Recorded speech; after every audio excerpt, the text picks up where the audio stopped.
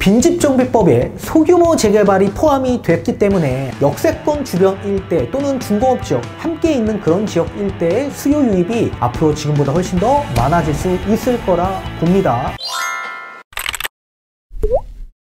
안녕하세요, 반갑습니다. 이경민의 부동산 하이킥의 이경민입니다. 이 서울시가 역세권과 중공업 지역 일대의 도심 공급을 지금보다 훨씬 더 확대시키기 위해서 이 소규모 재개발이라는 서울시의 이 빈집 및 소규모 주택에 관한 이 정비 조례를 좀 개정을 봐서 새롭게 정비 사업을 신설을 했습니다. 거기에 따른 보도 자료를 좀 설명해 드리는 시간을 가져보도록 하겠고요. 뒤에 가서 판소를 통해서 이와 유사한 정비 사업이 있거든요. 이거는 공공이 작년 2020년 2월 4일에 발표한 이 도심주택 공공 복합사업의 일환으로서 역세권 사업을 지칭을 볼 수가 있을 겁니다. 그와 굉장히 비슷한 사업 주체입니다. 그래서 여러분들이 좀 헷갈려 하실까봐 제가 뒤에 가서 판소를 통해 다시 한번 좀 더 쉽게 설명해 드리는 시간을 좀 가져보도록 하겠습니다. 자, 서울시가 낙후된 역세권과 중공업 지역 일대의 도시 환경을 개선하고 이 주택 공급을 좀 활성화하기 위해서 소규모 재개발을 도입했다라고 합니다.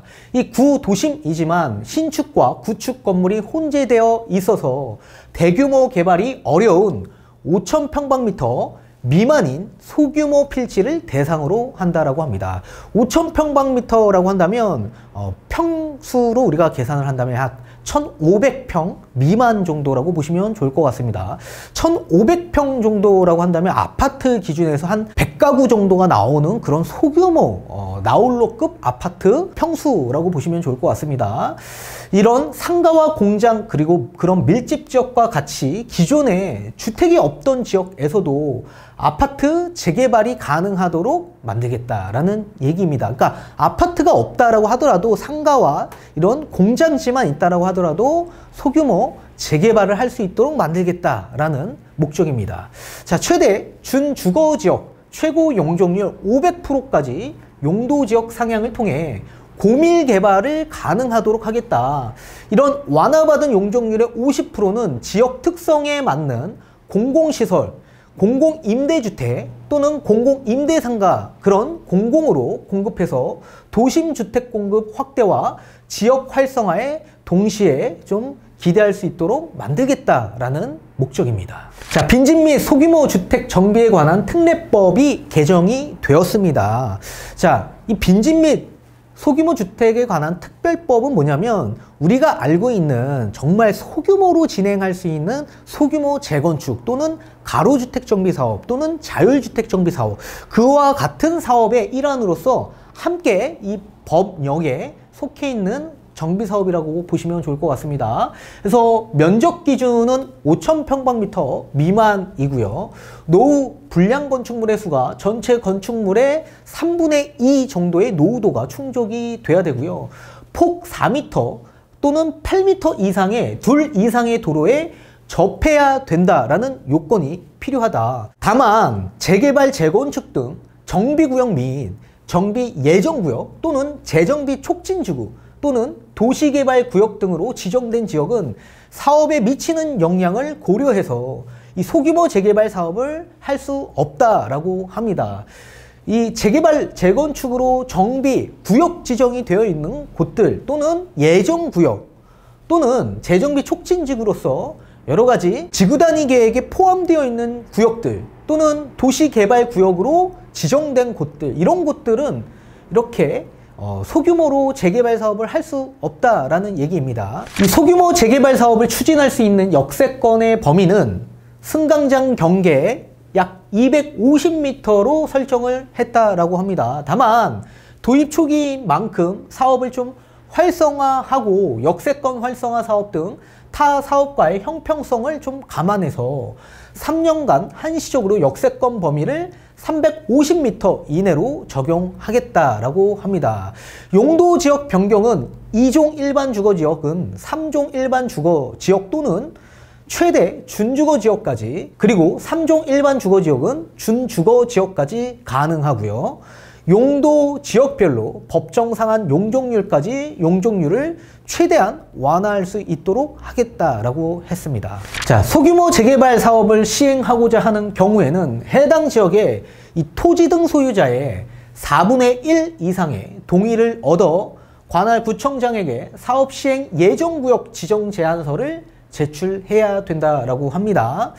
그리고 만약 예정구역 지정 고시가 있는 날로부터 1년 이내에 사업 시행자의 지정 또는 주민 합의체 구성 신고 또는 조합 설립 인가를 신청하지 아니한 경우에는 사업 시행 예정구역의 지정이 취소가 된다라고 합니다.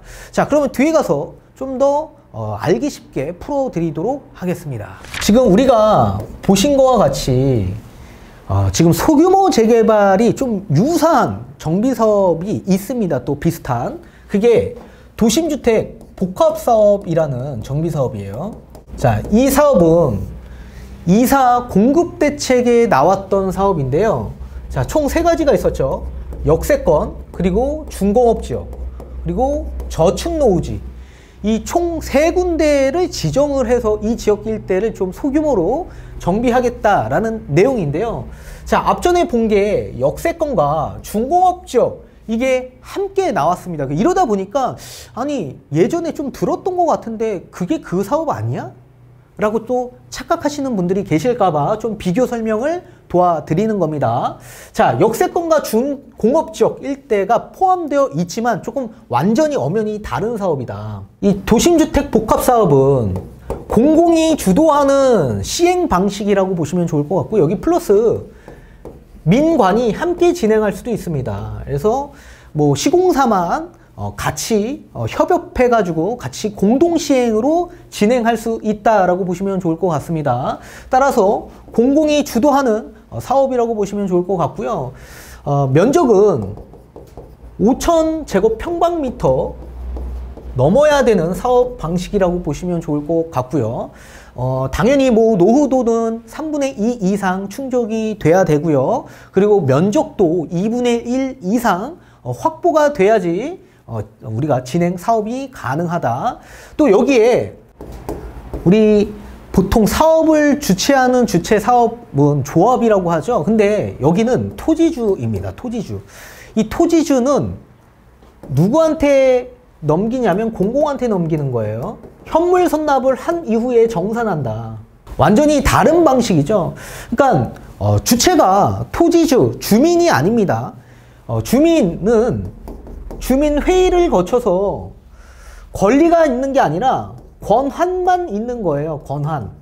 이 권한은 시공사를 선정할 때 좀 선택권이 있는 권한만 주어지는 거지, 나머지는 전부 다 LH 공공이 주도적으로 진행하는 사업이라고 보시면 좋을 것 같습니다. 근데 이에 반해 소규모 재개발이라는 사업은 앞서서 본 것처럼 역세권과 그리고 중공업지역 일대에 노후도 3분의 2 이상이 충족이 되면 이 동의율 약 4분의 1 이상의 동의율만 얻으면 예정지구로서 지정이 가능하다라고 했습니다. 그리고 나머지는 전부 다 똑같아요. 지구 지정이 된 이후부터 1년 이내에 이 동의율을 얻어야 되는 겁니다. 이 소규모 재개발도 마찬가지입니다. 그래서 3분의 2 이상의 동의율을 얻어야 되고 면적의 2분의 1 이상의 동의를 확보를 해야 되는 겁니다. 그래야만 지구 지정이 가능하고, 그리고 이 소규모 재개발은 공공이 주도하는 사업이 아니라 엄연히 민간이 주도하는 사업으로 진행이 되는 방식이라고 보시면 좋을 것 같습니다. 따라서 조합 설립 인가가 나야 되려면 무조건 조합의 거의 80% 이상의 동의를 얻어야 되는 사업 방식이다. 근데 면적 자체가 5,000제곱평방미터 이하로서 사실 우리 도심주택 복합사업보다 조금 소규모 사업이라고 보시면 좋을 것 같고, 이렇게 소규모 사업은 훨씬 더 다른 사업에 비하면 이 정비 사업이 진행하는 데 있어서 이 걸림돌이 조금이라도 최소화될 수 있는 면적 구간이라고 보시면 좋을 것 같습니다. 자, 여기에 토지주가 아니라 조합원이 직접적으로 운영하는 방식이에요. 똑같이 재개발처럼. 따라서 이 조합은 입주권이 발생이 되는 사업 방식이기 때문에 사실상 100% 민간 사업이라고 보셔야 될 것 같습니다. 우리 앞전에 제가 영상에서 소개를 해드렸습니다. 2022년 세법 개정이 어떻게 되는지 말씀을 드렸는데 거기에 소규모 재개발 사업도 입주권을 배정받아서 똑같이 대체주택 비과세 특례로 양도세 혜택을 부여받을 수 있다라고 제가 말씀을 드렸습니다. 소규모 재개발에 속해 있는 사람이 나중에 사업시행 인가가 난 이후에 언제든지 이주 철거하기 이전에 대체할 만한 주택을 전입해서 거주하셔야 되고, 그리고 완공된 시점에서 전후로 2년 이내에 대체주택을 매도하면 비과세를 받고 매도가 가능하죠. 그런 재개발의 입주권 대체주택 비과세 특례도 함께 받을 수 있기 때문에 굉장히 이점이 많아졌다. 따라서 조합원의 입주권이 좀 다른 면이 있고, 여기는 뭐예요? 토지주가 누구한테 넘긴 겁니까? 공공한테 넘긴 거예요. 공공한테. 그래서 권리가 없는 거예요. 권리가. 아무런 권리가 없다. 그냥 권한만 있는 것뿐이지 권리가 주어진 게 아니다. 그래서 엄연히 완전히 다른 방식이라고 보시면 좋을 것 같습니다. 따라서 헷갈려 하지 마시고, 소규모 재개발 같은 경우에는 역세권 그리고 중공업지역 일대에서 진행할 수 있다. 자, 따라서 빈집정비법에 소규모 재개발이 포함이 됐기 때문에 앞으로 이런 역세권 주변 일대 또는 중공업지역 함께 있는 그런 지역 일대의 수요 유입이 앞으로 지금보다 훨씬 더 많아질 수 있을 거라 봅니다. 이 두 사업 완전히 엄연히 다른 사업이다. 반드시 알아두시면 좋을 것 같습니다.